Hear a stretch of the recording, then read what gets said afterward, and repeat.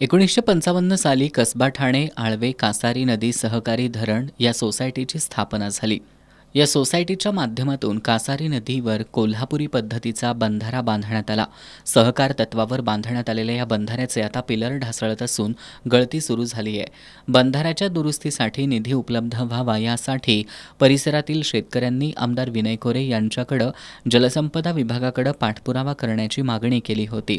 या मागणीनुसार आमदार कोरे यांच्या पाठपुराव्याला अखेर यश मिळालंय। या बंधाऱ्याच्या देखभाल दुरुस्तीसाठी जलसंपदा विभागानं 1,96,00,000 रुपयांचा निधी मंजूर केलाय।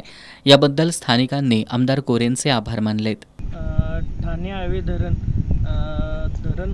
संस्था यांच्यामार्फत आज या धरणाला 70 वर्ष झालेली व या डागडुजीसाठी माननीय आमचे आमदार विनयरावजी कोरे साहेब यांच्या जलसंपदा विभागाकडून एक स्पेशल खास अशी तरतूद करून त्यांनी या धरणाच्या पिलरसाठी व धरण संवर्धनासाठी 1,96,00,000 रुपये दिल्याबद्दल साहेबांचे आम्ही सुकाणू कमिटी संस्थेचे चेअरमन व सभासद संचालक बॉडी यांच्या कर्मचारी वर्ग सभासद यांच्याकडून आम्ही साहेबांचे ऋण व्यक्त करतो।